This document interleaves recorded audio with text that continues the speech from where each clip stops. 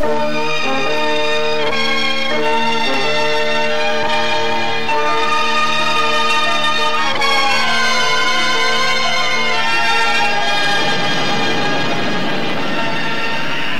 raging sea, a dusty whirlwind.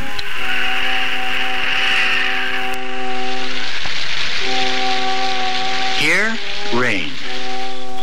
There, shimmering heat. At the same moment, somewhere on our planet, cold fog, wind, snow, ice. What causes the atmosphere to behave in all these different ways? What accounts for the weather? First, the nature of our planet itself. Spherical in shape, mainly covered by an atmosphere. And second, the sun. There couldn't be any weather if the sun were not flooding the earth with radiant energy. If we can imagine some catastrophe where the sun were to shrink and die, our earth would die too. Without the heat of the sun, our planet and even the air around it would be locked in temperatures colder than we can imagine. Our earth would become a lifeless barrel in space. It radiated from the sun that makes life possible on Earth to grow, and vegetation in turn nourishes other forms of life. If there were too much heat from the sun, of course, the fruitful earth would wither. But we are protected by a thin blanket of air, or atmosphere, which envelops our planet and helps to control the temperature. How does it do this? Let us suppose that this ball is the planet Earth, and let's imagine for a moment that it has no atmosphere around it. The Earth's surface would be bombarded each day by the direct rays of the sun and become extremely hot. Each night, it would re-radiate nearly all its heat to space and become extremely cold, like our neighboring moon. Because the moon has no atmosphere, its temperatures are very much hotter and very much colder than even the most extreme temperatures we experience on Earth. What keeps the Earth from such extremes? For one thing, about 3/4 of our planet is covered by ocean. And this vast mass of water has a tremendous capacity to absorb heat. But even more important is the fact that around the surface of our planet lies the atmosphere. The atmosphere is made up of gases like nitrogen and oxygen, as well as water vapor and dust. We will understand more easily how this envelope of atmosphere protects us if we show it much exaggerated in size.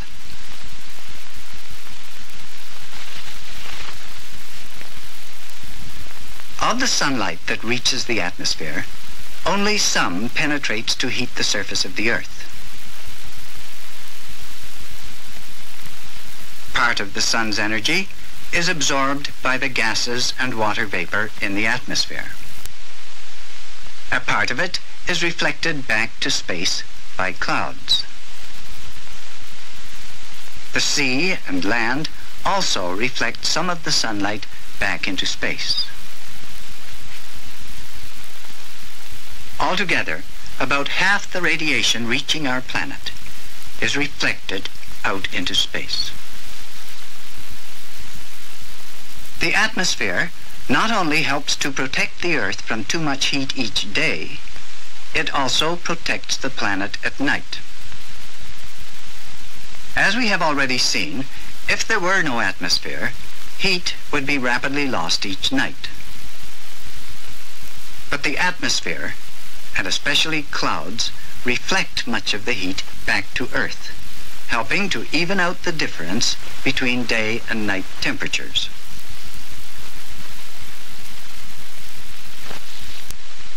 And there is another, far more important temperature difference which must also be evened out.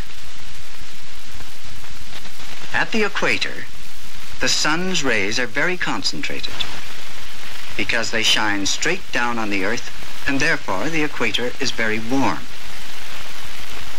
But toward the poles, the rays are spread out because they strike the Earth at an angle. Therefore, the sunlight produces much less heat.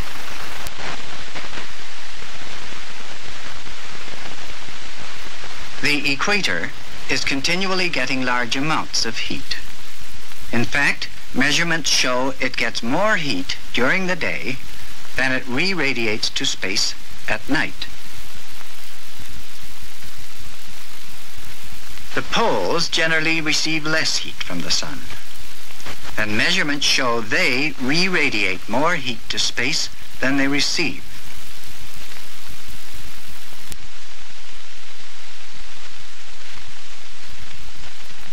From this, one might expect that the equator would grow hotter and hotter, and the poles would grow steadily colder. But this doesn't happen, because the uneven heating of the Earth by the sun sets the air in endless motion. And as the air moves, it carries surplus heat from the equator to the poles, and cold from the poles towards the equator.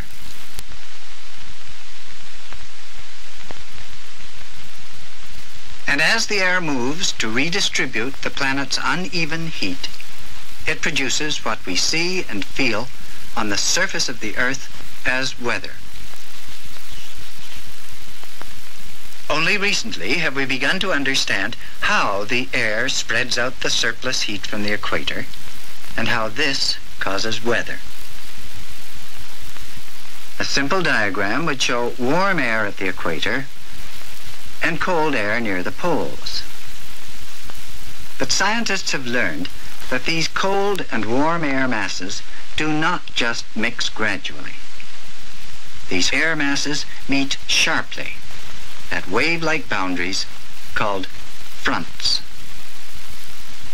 At the equator, where warm air meets warm air in great convection currents, the weather generally follows a steady pattern. Along the fronts, on the other hand, the weather is all changing as great frontal waves continually move eastward. These fronts also shift seasonally during the course of the year, bringing summer to the northern hemisphere in June, and in December, summer to the southern hemisphere. The warm and cold air do not mix gently. The fronts are like ever-changing battle lines in the endless war of heat exchange.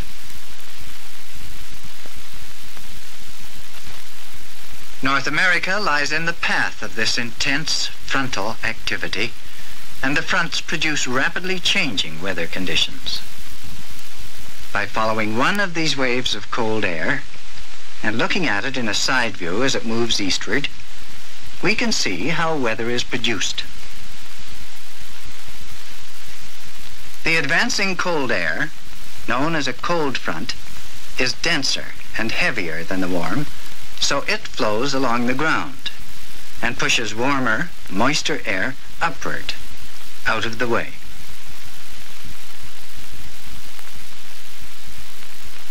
As the warm air rises, it cools, and its moisture condenses into clouds,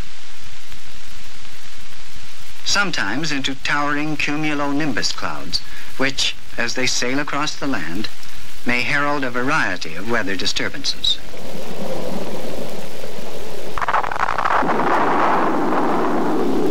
In this case, the advancing cold front is bringing a typical pattern of thunder showers, followed by clear and cooler skies.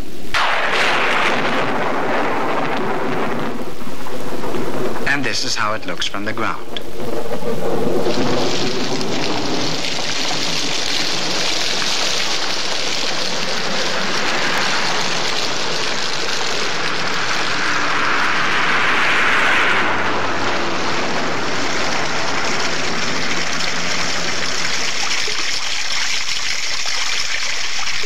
As the disturbance moves on, clouds break up and the sun begins to emerge, marking the end of one tiny weather disturbance in an endless series of weather events.